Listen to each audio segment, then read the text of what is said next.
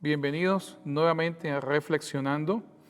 Esta semana estamos estudiando el capítulo número 15 del Evangelio según San Marcos, ya llegando al final del mismo. Pero antes de continuar, no te olvides de darle me gusta en la barra abajo aquí en el canal o suscribirte también a nuestro canal para que recibas más información. El capítulo 15 de Marcos comienza de la siguiente manera. Muy de mañana, habiendo tenido consejo los principales sacerdotes con los ancianos, con los escribas y con todo el concilio, llevaron a Jesús atado y le entregaron a Pilato. Y Pilato le preguntó: ¿eres tú el rey de los judíos? Una pregunta bastante irónica, pero que nos ayuda a comenzar nuestro estudio viendo cómo fue el juicio romano bajo el cual los líderes judíos sometieron a Jesús. Y lógicamente una de las primeras preguntas que nosotros tenemos que hacernos es: ¿quién es este personaje llamado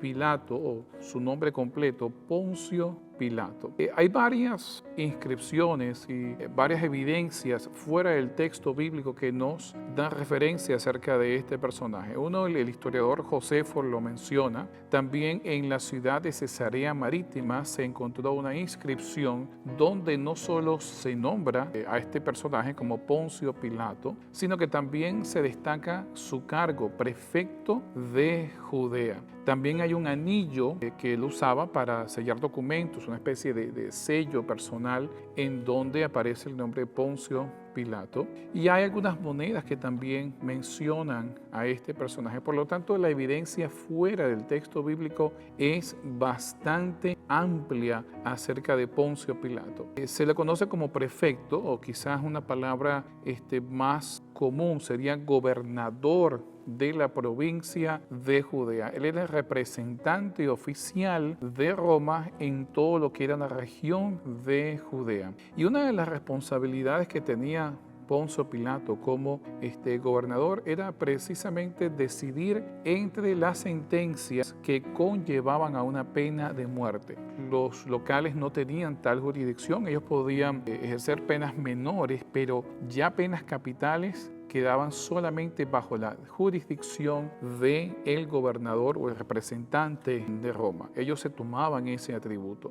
Pilato venía de una clase ecuestriana, o de una familia adinerada que tenían la capacidad de poder tener caballos. De ahí viene el término, y por lo general eran militares, estaban asociados con las fuerzas militares del Imperio de Roma. Así que Pilato venía de una familia adinerada. La mayor parte de las tareas administrativas eran llevadas por los concilios locales y los magistrados. Sin embargo, ellos se encargaban de investigaciones preliminares, de presentar la evidencia, y esta evidencia, en casos en los cuales no tenían jurisdicción, entonces eran presentadas al prefecto de la Guardia Pretoriana, o el representante de Roma, el gobernador de Roma en la provincia. Y en el caso de Judea, este representante era Poncio Pilato. Ahora, la historia nos deja saber que Poncio Pilato siempre fue un personaje controversial. De hecho, nos dicen los historiadores que cuando llegó a Jerusalén,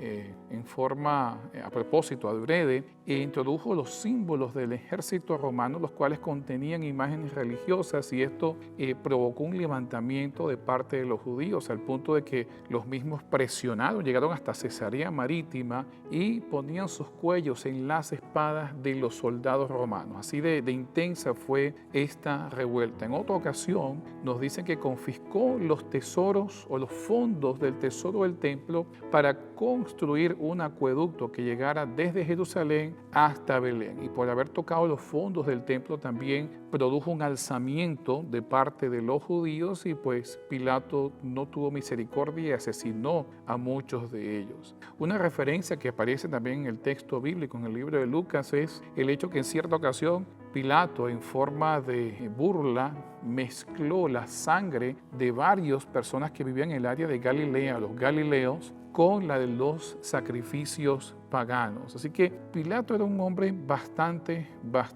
controversial. Y no era una persona que se podía dejar intimidar fácilmente, y eso nos lleva a la escena de Jesús. Nosotros conocemos bien las narraciones cuando Pilato se lava las manos y cómo se presenta como un personaje débil de carácter, un personaje que es fácilmente manipulable. Pero la historia, los relatos históricos fuera del texto nos presentan otro tipo de Poncio Pilato. Entonces, ¿qué fue lo que lo llevó a ceder tan fácilmente ante las exigencias de los líderes judíos y el pueblo que ellos habían logrado reunir, presionándolo para que ejecutara a Jesús, a quien Pilato mismo declara inocente, que no encuentra ningún tipo de falta en él? Bueno, para ello tenemos que hablar de un personaje llamado Sejanus. Sejanus, en el año se llegó a convertir en el principal aliado de Poncio Pilato, y es gracias a su recomendación, la recomendación de Sejanus que le da a Tiberius, que Poncio Pilato recibe la provincia o la gobernación de Judea. Sin embargo, en el año 31, Sejanus decidió conspirar contra el emperador entonces Tiberius. Este se enteró de la conspiración, y luego de ejecutar a Sejanus,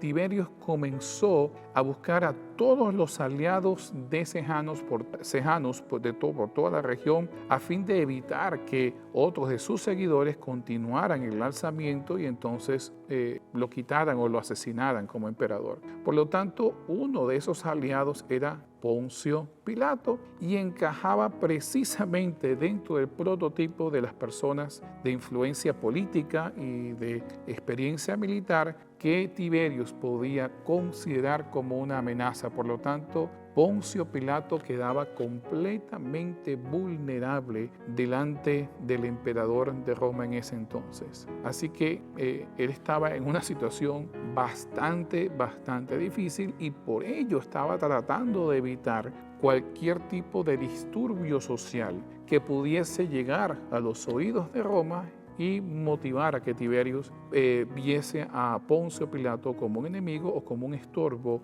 y tuviese la misma suerte que habían tenido otros de los colaboradores de Sejanus. Pero noten cómo Philo, el filósofo judío, lo describe naturalmente inflexible, una mezcla de voluntad propia e implacabilidad, testarudo, vengativo, de temperamento ardiente, de mal carácter, pero temeroso de que los judíos denunciaran al emperador sus sobornos, insultos, robos, ultrajes y lesiones sin provocación. Y por un lado, Poncio Pilato tenía cero contemplación con aquellos que él consideraba sus enemigos, pero por otro, el contexto histórico donde Poncio Pilato se encontraba lo hacía vulnerable y fácilmente manipulable a los designios de la clase político-religiosa de Jerusalén, quienes en realidad tenían la mayor influencia social y política en toda la provincia de Judea. Ahora, los sacerdotes, los escribas y el personal del templo, dirigidos por Anás y Caifás, nos dice el texto que insistían en acusar mucho a Jesús. Traían diferentes testigos, y el cargo principal que ellos levantaran era sedición. Ahora, no existía un código criminal para personas que no eran ciudadanos romanos en las provincias. No había un código específico por el cual se le pudiese juzgar. Por lo tanto, varios historiadores reflejan el hecho que a estas personas que no eran ciudadanos romanos se les juzgaba fuera del sistema. ¿Qué quería decir eso? De que el gobernador o el prefecto era libre de establecer sus propias reglas y sus propios juicios, y aceptar o rechazar cargos dentro de ciertos límites que el imperio le imponía, pero era libre de hacer como él quisiese. Por ello es que la actitud de Poncio Pilato al lavarse las manos es completamente hipócrita, porque al final el destino de Jesús, la sentencia de Jesús por ley estaba completamente bajo la autoridad de Poncio Pilato y él podía hacer como él quisiese. Los juicios romanos eran hechos usualmente en público. El gobernador se sentaba en su silla, una especie de tribunal, una corte abierta, y entonces se presentaban los diferentes cargos en contra de la persona. Es decir, los magistrados y los concilios locales presentaban toda la evidencia, la llevaban ante el prefecto o el gobernador y decidían y esperaban que entonces él decidiera en forma condescendiente a sus peticiones, pero el gobernador podía decir contrario a sus peticiones. Y un gobernador no podía condenar a muerte a ninguna persona por simplemente transgredir las costumbres o las regulaciones religiosas de un pueblo determinado, en este caso los judíos. Es por ello que ustedes ven que en el juicio que se celebra en la casa de Caifás, la acusación va en contra del templo. La idea es encontrar un cargo suficientemente pesado dentro de la legislatura judía y la cultura judía para entonces poder condenar a Jesús, poder tener suficiente apoyo moral y entonces llevarlo a la siguiente fase del juicio, que sería conseguir la autorización de Roma para la ejecución de Jesús. Así que ellos lo acusan de blasfemo y de hablar en contra del templo, de querer destruir el templo. Pero cuando van hacia Pilato, entonces cambian la acusación y el texto nos dice que lo estaban acusando de ser el rey de los judíos, y es ahí donde viene la pregunta de Pilato: ¿eres tú el rey de los judíos? Y la razón de este cargo es que ellos querían usar el único cargo que podía llevar la condena a muerte, que es sedición o insurrección político-militar en contra del Imperio Romano. El cargo tenía que ser político, por eso cambian el cargo y entonces él dice que él es rey de los judíos. Y ellos decían: nosotros no tenemos ningún otro rey que no sea el César. Ellos estaban sometiéndose a la autoridad de Roma y diciendo que Jesús quería usurpar la autoridad de Roma, pero autoproclamándose rey de los judíos. Y ahí viene la pregunta de Pilato hacia Jesús: ¿eres tú rey de los judíos? Y la pregunta de Jesús, la respuesta de Jesús es más clara, es imposible. Tú lo dices. Jesús responde ambiguamente, no declarando él mismo que él es rey de los judíos, sino diciéndole a Pilato: tú eres el gobernador y tú eres el que me estás llamando a mí rey de los judíos. Pero yo no he dicho que soy rey de los judíos. Por lo tanto, Jesús niega la acusación y pone en las manos de Poncio Pilato la oportunidad de liberarlo, sabiendo Poncio Pilato que si condenaba a Jesús cometía una grave injusticia.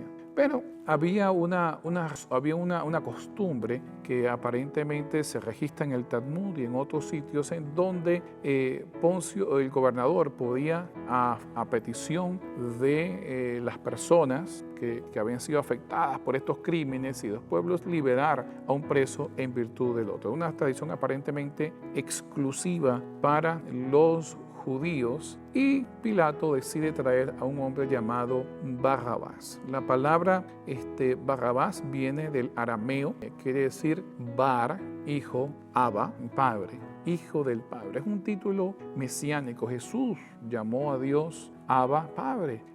Y este hombre aparentemente era parte, Marcos nos dice que había estado envuelto en asesinatos, así que lo más seguro es que este no era un ladrón, aunque el término común es los ladrones en la cruz. Estos hombres eran insurreccionistas, es decir, los judíos estaban acusando a Jesús de sedición. Entonces Pilato les trae precisamente un sedicionista, un insurreccionista que se proclamaba hijo del Padre, que si ustedes ven las acusaciones que los líderes religiosos hicieron contra Jesús, le dijeron blasfemo por llamarse hijo de Dios, y este hombre en su nombre precisamente resaltaba esta idea de ser hijo del Padre, así que era un Mesías, un blasfemo, y que encima de eso, en sus ambiciones políticas, había incurrido en crímenes tan graves como el asesinato, y no el asesinato de romanos. Lo más seguro es que había asesinado judíos que tenían inclinación o apoyaban por conveniencia o por ideología a las fuerzas romanas, y que estos insurreccionistas, algunos llamados zelotes, sicaris, etcétera, consideraban como traidores a el pueblo de Israel. Ellos pensaban levantar un gobierno político independiente de Roma y veían a Roma como un poder usurpador, y a quienes favorecían a Roma o apoyaban a Roma los veían como traidores y por ello los asesinaban en público.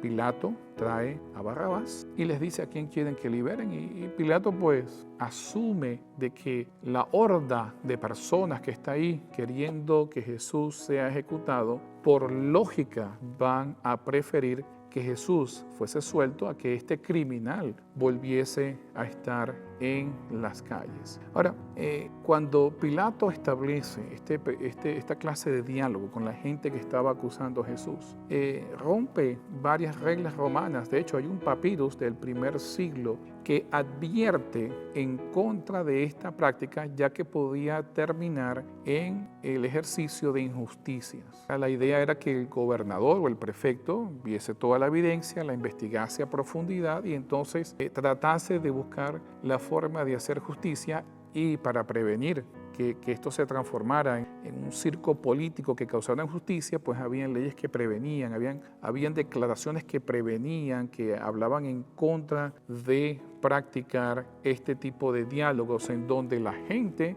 que traía o que estaba presenciando el juicio podían entonces ellos determinar cuál sería el resultado final o cuál sería la condena o quién sería el culpable. Sin embargo, Pilato hace caso omiso de esta realidad y decide dejarse manipular por la gente que está en su tribunal, que al mismo tiempo están siendo manipulados por los líderes religiosos para entonces lograr la condenación de Jesús. Para ellos, moralmente hablando, era suficiente que Jesús se hubiese levantado en contra del templo, ya que no solo era un símbolo político, no solo un símbolo religioso, representativo de la presencia de Dios en Israel, sino que además también era el centro financiero de Jerusalén. Por lo tanto, era importante para ellos y era intocable por cualquier persona,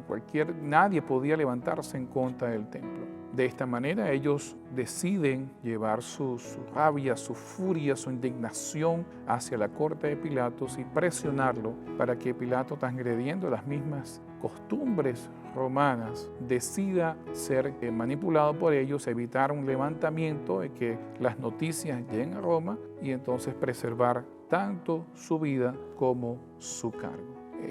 El juicio de Jesús está marcado desde el punto de vista judío y el punto de vista romano de vicios y de trabas y de manipulaciones que nos dan a entender la ilegalidad de semejante patraña judicial. El versículo 15 nos dice lo siguiente: y Pilato, queriendo satisfacer al pueblo, le soltó a Barrabás y entregó a Jesús después de azotarle para que fuese crucificado. Entonces los soldados le llevaron dentro del atrio, esto es, al pretorio, y convocaron a toda la compañía, y le vistieron de púrpura, y poniéndole una corona tejida de espinas, comenzaron a saludarle: salve, Rey de los judíos. Y le golpeaban en la cabeza con una caña y le escupían, y puesto de rodillas le hacían reverencia. Y después de haberle escarnecido, le desnudaron la púrpura y le pusieron sus propios vestidos y le sacaron para crucificarle. Quizás es una de las escenas más aterradoras y más impactantes de todo el proceso de enjuiciamiento, sentencia y condenación de Jesús. No creo que ninguna de las representaciones cinematográficas, incluyendo la Pasión de Cristo, reflejan en su totalidad la barbaridad de este acto. Déjenme describirles cómo lo hacían. El prisionero era desnudo por completo, amarrado a un poste de madera y azotado con un látigo llamado en latín flagellum, de donde viene la palabra flagelar, viene precisamente de este término. Este flagellum consistía en tiras de cuero con los extremos de estas tiras amarrados con huesos, vibrio, piedras afiladas, pedazos de plomo, bronce y ganchos o anzuelos llamados coloquialmente escorpiones, obviamente por la forma de la aguja del escorpión. Los gladiadores a veces usaban este tipo de látigos en sus batallas. En el proceso de los azotes no existía un límite específico de cuántas veces una persona podía ser azotada, cuántos latigazos le daban. Y muchas veces, por lo severo de estos procesos, las personas morían mientras eran azotadas, mientras les daban los latigazos. Las bolas de metales provocaban contusiones profundas, mientras que los demás objetos, los huesos, los escorpiones, etc., laceraban y rasgaban la piel arrancándola y dejando tiras sangrientas de piel colgante. Es decir, estos ganchos y los huesos, algunos cortaban, los pedazos de plomo causaban contusiones severas y estos ganchos y algunos de los metales se incrustaban en los ligamentos, en los huesos, en los músculos, y una vez que estaban ya incrustados, al quitar el látigo, el flagellum,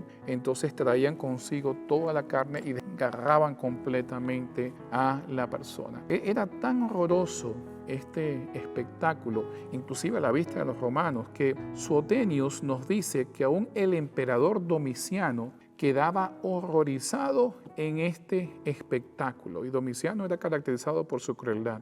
El sangreamiento era tan severo que provocaba el debilitamiento significativo de la víctima. Luego de ser azotado, los soldados llevan a Jesús al Pretorium, que es posiblemente el lugar donde residía o donde ejercía sus funciones políticas Poncio Pilato, para burlarse de él. Y nos dice el texto que le colocan un manto púrpura. Estos mantos eran en forma oblonga, ¿no? Es semicircular. Eran amarrados en el cuello con un broche, y los soldados usaban este tipo de mantos, se les pertenecía a ellos. Así que era una especie de intento de mofa a las vestiduras que llevaría un rey. Ahora, quiero que usen un poco su imaginación. Imagínense después de que Jesús había sido azotado y su espalda, posiblemente sus piernas, sus genitales habían sido severamente dañados con este proceso de azotamiento.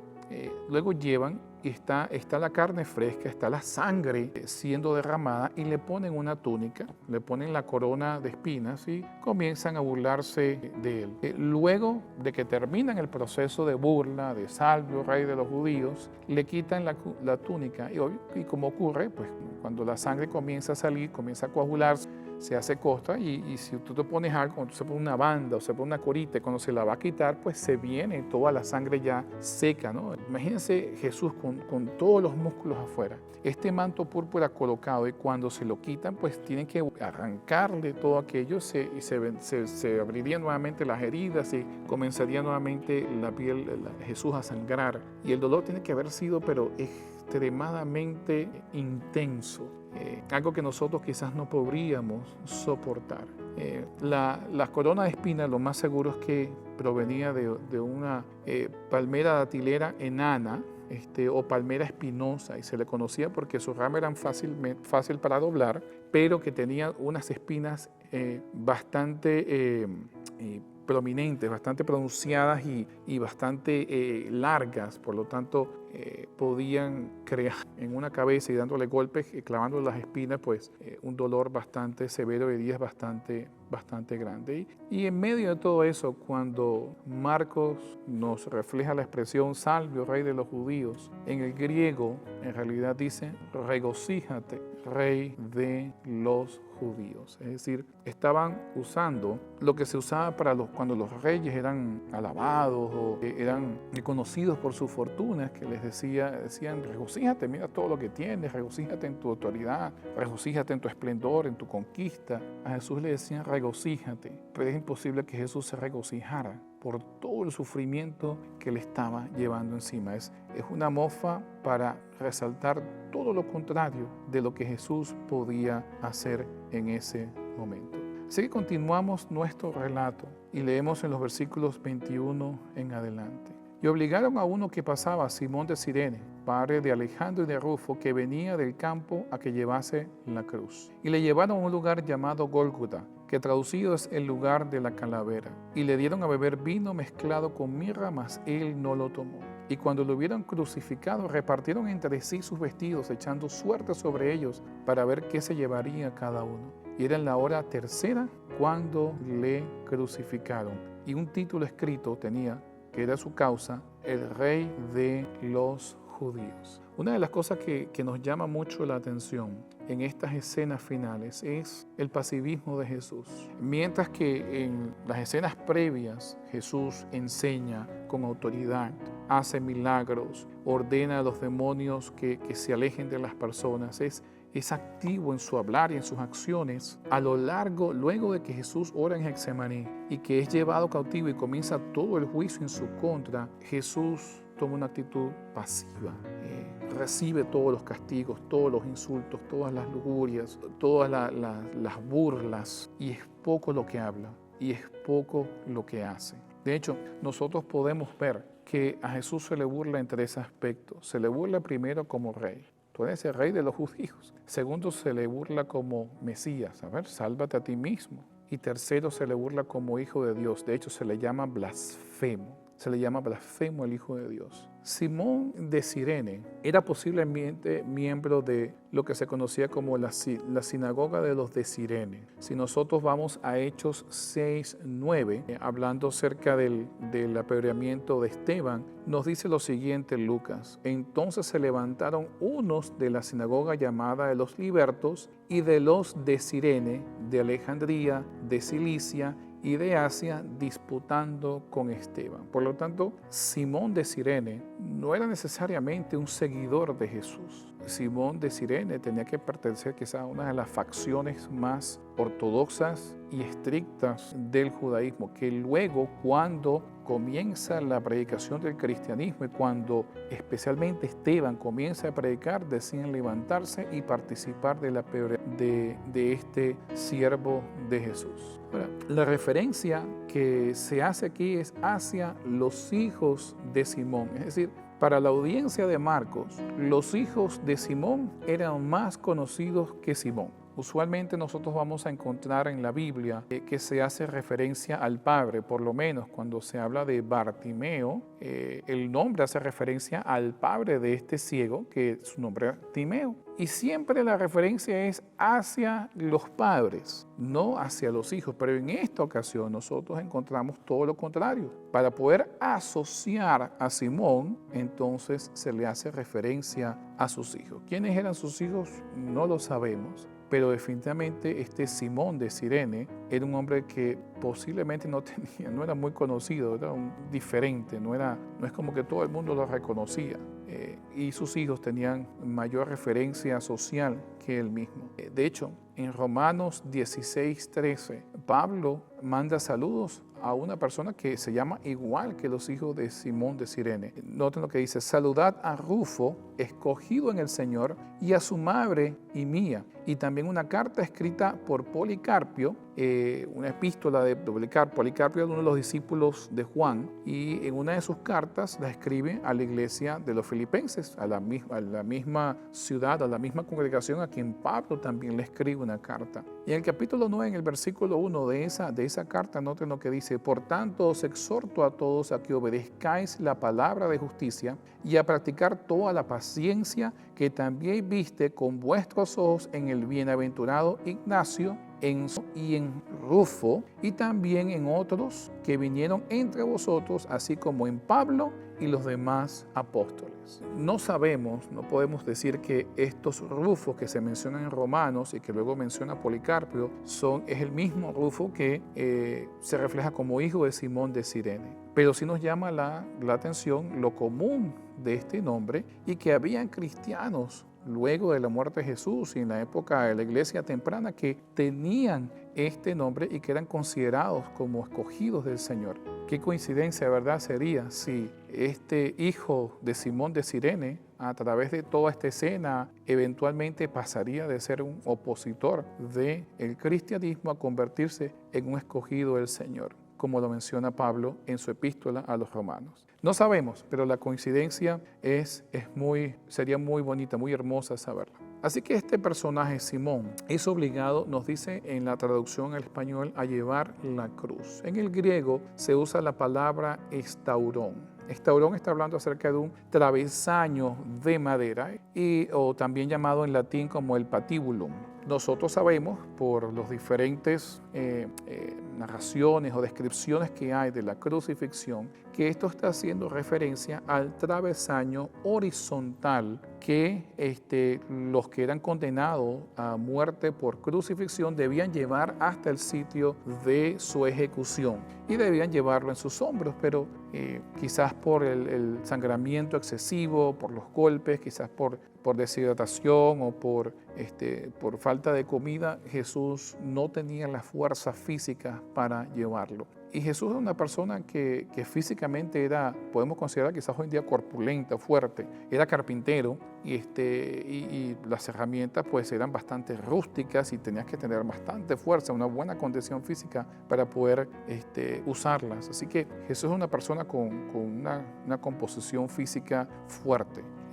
Para que presentara este nivel de debilidad es porque los castigos físicos habían en realidad habían infringido en él un dolor y heridas bastante fuertes. Así que este travesaño de madera horizontal lo llevaban en los hombros y luego se juntaba con uno que se llamaba el staticulum, que era un poste vertical fijado ya en la tierra, en donde entonces se unía a este otro travesaño de madera horizontal.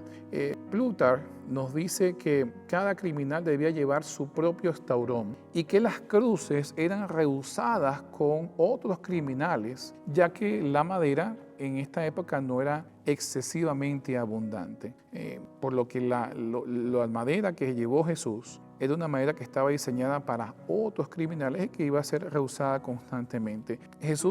Simón lleva el travesaño y lo lleva a un sitio llamado Gólgota o en latín Calvaria, que es lo mismo que la idea de calavera. El mismo nombre nos da la idea de que en este sitio habían sido ejecutados varias personas, era el sitio común para poder ejecutar por medio de la crucifixión a aquellos que se rebelaban en contra de Roma o cuyos crímenes eran merecedores de semejante torturosa muerte a través de la crucifixión. La crucifixión fue inventada por los persas y yo sé que hay algunos libros por ahí que han querido asociar la crucifixión con deidades semíticas como Tamuz y Dumuzi y otras deidades, pero no es cierto. Los primeros en inventar el método de crucifixión fueron los persas.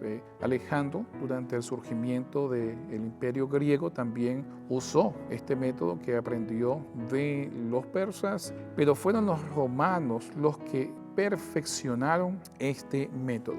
Y el método tenía como propósito infundir suficiente terror, suficiente miedo en las personas para que jamás se les ocurriera levantarse en contra de Roma. Y allí el hecho de que en su gran mayoría el método usado para aquellas personas que eran acusadas de sedición o de insurreccionismo en contra del imperio romano. Los clavos eran insertados o en la palma o en la muñeca. Y yo sé que hay algunas teorías que han dicho que la palma no podía aguantar, ¿no?, el peso del cuerpo. Sin embargo, las personas eran clavadas y aparte de eso eran amarrados con cuerdas en los maderos. Por lo tanto, sí era posible. Hay nuevos estudios que han corroborado de que hay posibilidad que haya sido en la palma de la mano, pero un lugar más seguro era en la muñeca por los huesos que tenemos nosotros en la misma. Se les sujetaba con los clavos, se les sujetaba con los clavos y también se les sujetaba con las cuerdas.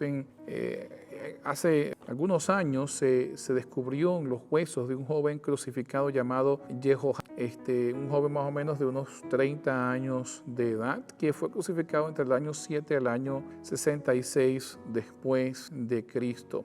Lo que se encontró fue los huesos que ya habían pasado un proceso de un segundo entierro, donde luego de que la carne se había descompuesto, los huesos eran puestos ordenadamente en un osuario, usualmente hecho de cerámica, entonces puesto puesto en una segunda cueva, en una segunda espacio para sepultarlo. Cuando se extrajeron los huesos de este joven que había sido condenado a la crucifixión, uno de los clavos incrustado en el hueso del tobillo aparentemente se selló. Aparentemente, una vez que lo introdujeron, quedó tan fuertemente fijado al hueso que no pudieron sacarlo y sencillamente decidieron enterrarlo con clavo y todo. Así que eso nos da una idea de más o menos cómo era el método de crucifixión. Sin embargo, vale la pena destacar de que las personas eran crucificadas en diferentes posiciones, no siempre en la misma. En el caso de este joven, los dos pies, lo más seguro es que lo colocaron a los lados del poste de madera vertical y entonces atravesarían los clavos por los tobillos para sujetarlo bien. Sin embargo, en el asedio de Jerusalén, que culminó su destrucción en el año 70 después de Cristo, los romanos crucificaban aproximadamente 500 personas diarias en los caminos para que las personas, mientras iban llegando a Jerusalén, pudiesen ver a las diferentes personas crucificadas y sembrar temor en ellos, ya que su destino sería el mismo si se rebelaban en contra de Roma, y en esos los crucificaban en diferentes posiciones, en diferentes formas. De hecho, nosotros tenemos el caso de Pedro, que Lucas nos narra en el libro de los Hechos, que Pedro fue crucificado boca abajo. Él pidió ser crucificado boca abajo. Por lo tanto, no había una postura fija para el método de crucifixión, sino que iba variando dependiendo de los designios de los ejecutores o a veces, como en el caso de Pedro, la petición misma del ejecutado. Y pues la idea era crear, horrorizarlos para que no se levantaran en contra de Roma. Los condenados a muerte por crucifixión morían lentamente y no morían en realidad por desangrado, sino casi siempre morían producto de las infecciones causadas, bien sea por las heridas abiertas o por la mordedura de insectos. Hay inclusive recolecciones históricas de cuervos que se posaban en los cuerpos semimoribundos de las personas y comenzaban ya a consumirlo, así como lo hacen cuando encuentran un animal muerto. Son aves de cogornia que van consumiendo las carnes ya muertas de las personas y hacían lo mismo con los cuerpos de las personas que estaban siendo crucificadas. Muchas veces ellas todavía estando en vida, estos animales comenzaban a comer la piel de estas personas. Así que era un método espantoso.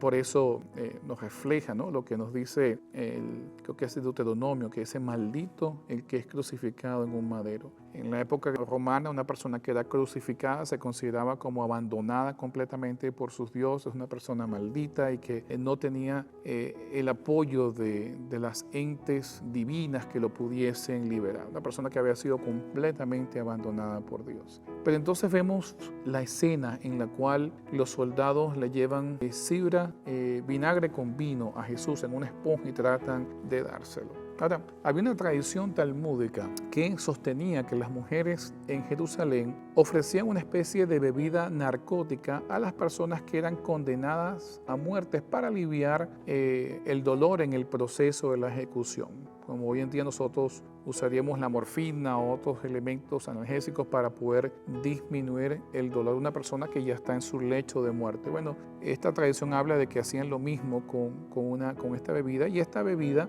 consistía en la mezcla de vino junto con incienso. Así que mezclaban vino con incienso o con vinagre para entonces, una mezcla de vinagre con incienso para entonces aliviar el dolor de la persona. De hecho, esta tradición trasciende aún desde el libro de los Proverbios. Encontramos en Proverbios 31, versículos 6 y 7, noten lo que dice: dad sidra al desfallecido y el vino a los de amargado ánimo. Beban y olvídense de su necesidad y de su miseria no se acuerden más. El propósito era tratar de aliviar la intensidad del dolor. Sin embargo, los soldados que le dieron a Jesús este vinagre junto con vino no estaban usando la misma bebida. Así que es posible que nosotros podamos asumir que era parte más de la burla que se hacía a Jesús, que ni siquiera podía recibir la bebida que los demás condenados a muerte recibían para que su dolor no fuese tanto. Una vez que la persona era crucificada, una vez que ya había sido clavada, tanto en el travesaño horizontal como el vertical, entonces con unas especies de instrumentos hechos de madera que parecían tenedores o palos bifurcados, entonces lo levantaban hasta que la persona quedaba con sus pies colgando aproximadamente a 7 pies de altura. Luego de que ya estaba la persona a esta distancia del suelo, entonces lo fijaban en el tramo vertical de madera para entonces poder fijarlo bien, dejarlo colgado y luego colocaban un tablón a los estipes para entonces sostener los músculos inferiores y el cuerpo pudiese estar apoyado en una especie de base a fin de que nuevamente la persona pudiese pasar la mayor cantidad de tiempo sufriendo los dolores agudos que eran causados por el método de crucifixión. Imagínense estar fijados sin poder moverse con los músculos entumecidos, dificultad a respirar. En el caso de Jesús, la espalda completamente lacerada, teniendo que apoyarse para poder decir cualquier palabra y tomar aire, luego dejarse caer y todo eso causando mayor dolor en todas sus extremidades y en los sitios donde había sido clavado. Séneca nos dice lo siguiente: se puede encontrar a alguien que prefiera consumirse en el dolor muriendo miembro a miembro o dejando escapar su vida gota a gota antes de expirar de una vez por todas. Se puede encontrar a alguien dispuesto a ser atado al árbol maldito, la crucifixión, enfermo desde hace mucho tiempo y ya deformado, hinchado con feas heridas en los hombros y el pecho y respirando la vida en medio de una larga agonía. Pregunta él en forma irónica. Tendrá muchas excusas para morir incluso antes de subir a la cruz. Para Séneca, el político romano, nadie podía en realidad hacer cualquier cosa que lo llevase a una muerte tan horrible, porque era demasiado dolorosa y demasiado torturosa para desear ese tipo de muerte. Es posible que Jesús, mientras iba caminando hacia el Gólgota, la calavera, en lugar de la calavera llevaba una placa de madera en donde tenía el título Rey de los Judíos, en latín, en griego y en arameo, y era parte precisamente de la burla que se le hacía a Jesús. Ahora, una de las cosas interesantes que nosotros vemos es que al final de todo esto Jesús es burlado a lo largo de todo el proceso por ser Mesías, por ser Rey y por ser Hijo de Dios. Pero al final de todo esto su nombre es reivindicado por intervención divina y todas estas cosas son justificadas. De hecho, parte de eso nosotros lo encontramos en las escenas que cierran todo este momento de la cruz. Voy a leer a partir del versículo 29. Y los que pasaban le injuriaban, meneando la cabeza y diciendo: tú derribas el templo de Dios y en 3 días lo reedificas, sálvate a ti mismo y desciende de la cruz. ¿No que eres Mesías? Bueno, desciende de la cruz, no que puedas hacer milagros, desciende de la cruz. De esta manera también los principales sacerdotes, escarneciendo, se decían unos a otros con los escribas: a otros salvó, a sí mismo no se puede salvar. El Cristo, Rey de Israel, descienda ahora de la cruz para que veamos y creamos también los que estaban, También los que estaban crucificados con él le injuriaban. Y cuando vino la hora sexta, es decir, el mediodía, hubo tinieblas sobre toda la tierra hasta la hora novena, es decir, las 3 de la tarde. En el momento de mayor sol vino tinieblas, una especie de eclipse solar que duró aproximadamente 3 horas. Esta escena tuvo que haber causado pánico en todos los que estaban presenciando esta ocasión. Y hay varias cosas que este oscurecimiento nos trae a la luz, que nos ayuda a entender qué pasó por la mente de estas personas cuando estaban viendo este oscurecimiento. Primero, es un símbolo de duelo. Ustedes pueden leer en Jeremías 4, 27 y 28 cómo se relaciona el oscurecimiento del sol con el símbolo del duelo. Según el Talmud, Cuando moría el presidente de un concilio, entonces el sol se oscurecía. De hecho, presenta la idea que aun si los seres humanos no se dolían por este acontecimiento, el sol sí se dolería. Así que era representativo de la muerte de una persona importante, una persona digna. Aparte de eso, en varios libros como Amós, Joel y otros, era símbolo de una señal apocalíptica.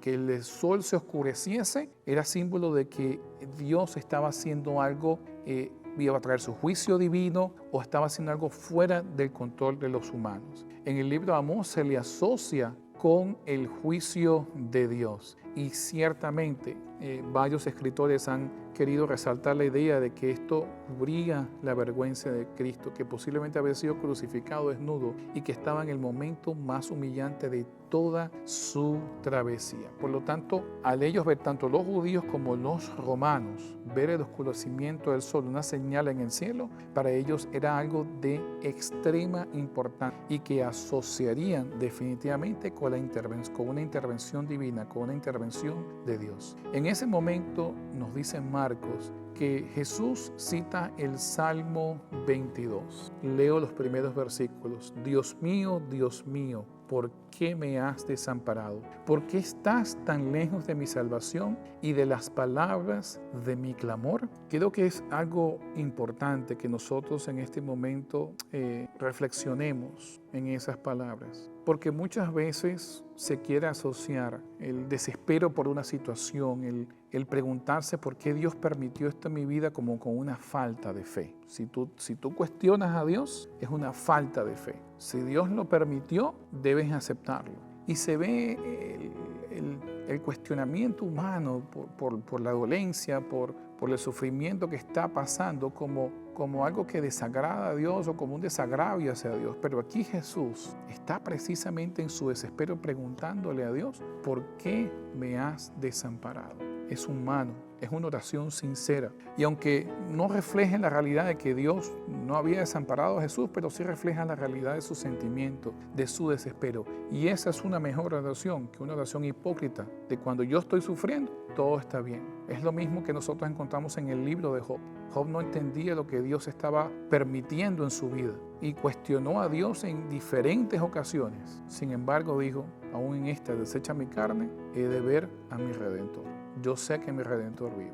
Es lo mismo, nosotros no podemos ser indiferentes ante el sufrimiento y pensar que tener fe es sencillamente no reconocer el sufrimiento. Eso no es tener fe, eso no es tener fe. Tener fe es que aún en el momento de mayor agonía, con mi queja yo voy a Dios. Con mi queja yo voy a Dios y le hablo sinceramente y le digo, Señor, siento que tú me has abandonado. Eso es tener una relación sincera y transparente con Dios. Los que están abajo comenzaron a decir, Elí, Elí, este está llamando a Elías. Y hay una razón por la cual ellos pensaban que estaba llamando a Elías y después se vuela, bueno, vamos a ver si Elías viene a salvarlo. Habían varias tradiciones judías alrededor del personaje de Elías que implicaba un rescate. De hecho, una de ellas, reflejada en el Talmud, habla de un rescate que Elías le hizo a un tal Eleazar ben Perata de los romanos. Elías lo rescató de los romanos y lo llevó aproximadamente a 400 millas de distancia, fuera del peligro. Y las personas, muchos judíos pensaban que en momentos de peligro mortal podían invocar a Elías y Elías los salvaría. Pero Jesús no estaba invocando a Elías, Jesús estaba derramando su corazón a Dios. Y luego de decir estas palabras nos dice el Marcos que Jesús expiró, es decir, respiró su último aliento de vida. Y hay varias versiones por las cuales se refleja por qué Jesús murió, ¿no? Hay una que habla acerca de un ataque al corazón y la derivan del hecho de cuando lo atravesaron con la lanza salió agua junto con sangre. Lo más seguro es que Jesús haya muerto de un shock traumático por todas las heridas que estaba sufriendo, posiblemente la pérdida de sangre y también los efectos de la deshidratación que estaba llevando encima. Nosotros vemos que cuando Jesús va en camino hacia la cruz ya está tan débil que no puede llevar el travesaño de madera, por lo tanto Jesús murió gradualmente a lo largo de todo este proceso. Pero la realidad espiritual es que Jesús murió a las 3 de la tarde, un viernes, dentro de la época de la Pascua, por nuestros pecados. Lo que mató a Jesús, como lo dice Isaías 53, no fue el sufrimiento físico, fue la muerte espiritual por nuestros pecados. Y en ese momento, cuando Jesús muere, el velo del templo se raja desde arriba hacia abajo. Ahora, esto no es cualquier cortina. Es una cortina extremadamente gruesa y pesada. Marcos obviamente no estaba en el mismo sitio, sino que refleja el evento que ocurre paralelamente a las 3 de la tarde, a la hora novena, en la muerte de Jesús. Y es aquí donde nosotros vemos cómo Jesús es vindicado en las 3 cosas por las cuales se burlaron. ¿Se acuerdan cuáles eran? Se burlaban de él como rey, se burlaban de él como Mesías, que se salve a sí mismo, y se burlaban de él como hijo de Dios, le llamaban blasfemo. A todo lo largo de este proceso de enjuiciamiento injusto y absurdo que llevaron tanto los judíos como luego Poncio Pilato y luego sus soldados. Pero fíjense, en el momento que él muere, el velo del templo se raja entonces y queda descubierto ya lo que antes era prohibido para los judíos. Ellos no podían ir a ese sitio, no podían ir al lugar santísimo, no podían ir al lugar santo, no podían entrar ahí, pero ya no había necesidad, ya había necesidad de que más corderos fuesen sacrificados, porque el Cordero de Dios, el Mesías, había muerto por los pecados del todo. El servicio en el templo vino a ser completamente innecesario y abolido, porque ya había cumplido su función de predecir lo que haría Jesús en la cruz. Pero en ese momento también el centurión declara, el centurión romano, verdaderamente este era el Hijo de Dios, y no hay que tomar en forma ligera lo que dice este hombre, porque en la tradición romana, en la cultura romana, al fundador del Imperio Romano, Octaviano, quien luego cambia su nombre a Augusto César, se le llamaba el hijo del divino Julio, es decir, el hijo del dios Julio. Por lo tanto, este soldado romano, luego de 3 horas de completa oscuridad, en el momento en donde debía haber más luz, luego de haber visto el terremoto y de ver todas las escenas, dice, verdaderamente, este es el Hijo de Dios, no Augusto César, sino este que está en la cruz. Este verdaderamente es el Hijo de Dios y es reivindicado también como rey, porque el Mesías era también el rey de los judíos. Y este oscurecimiento era un oscurecimiento que daba la indicación, daba la idea de que no solo Dios estaba interviniendo, sino que aún más el juicio divino vendría sobre aquellos que estaban presenciando y que habían sido participantes en esta injusta condenación de quien sería el rey del universo. De hecho, cuando nosotros unimos esta expresión, Hijo de Dios, que dice este hombre, que Marcos refleja, que dijo el centurión, y la combinamos con el versículo 1 del capítulo 1 de Marcos, cuando habla de Salvador y Rey, vemos que Jesús tiene todos estos títulos. Es Salvador, Mesías, es Rey, soberano y es divino, es Hijo de Dios. Y luego viene el proceso del entierro.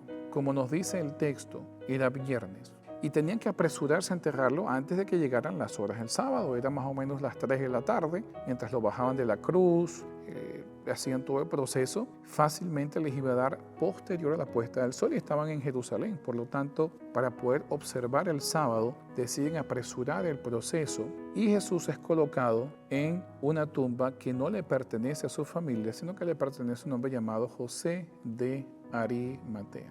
Ahora, el proceso de entierro consistía en la siguiente: llevar el cuerpo al sitio, lo colocaban en una piedra central, luego de lavarlo y eso lo envolvían en lienzos y le ponían perfumes. La idea de poner perfumes o inciensos o mirra era para que el olor de descomposición del cuerpo no saliese de la tumba y entonces causara vergüenza a la memoria de la persona que había fallecido. Luego de esto, una piedra grande, circular, se rodaba para sellar la tumba y evitar que alguna persona fuese a profanar el cuerpo de quien había fallecido, o en algunos casos de personas que eran enterradas con pertenencias, que ladrones no hurtaran estas pertenencias. Así que Jesús es envuelto en todo este proceso, y la idea era que las personas venían y visitaban nuevamente el cuerpo, tratando de mantener la dignidad del mismo y esperando de que la carne, la piel, los músculos se descompusieran. Una vez que se descomponían y solamente quedaban los huesos, se procedía a un segundo entierro, que estos huesos eran colocados en un osuario,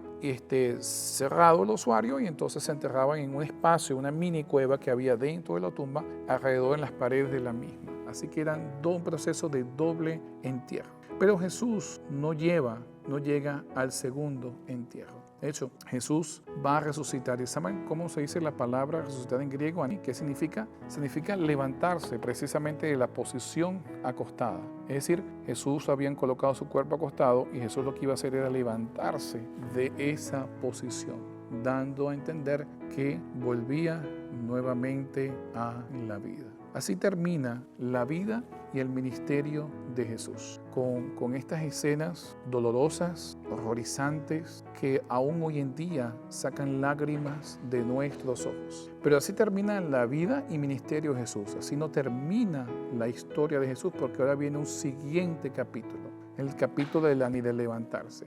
Y ese es el capítulo que nosotros vamos a estudiar la semana que viene. Espero que les haya sido de bendición esta información extra para poder complementar su estudio de la escuela sabática. Recuerden darles me gusta a la barra y suscribirse a nuestro canal y compartirlo con otras personas que piensas que se puedan beneficiar de estas presentaciones. Dios les bendiga y nos vemos la semana que viene en Reflexionando.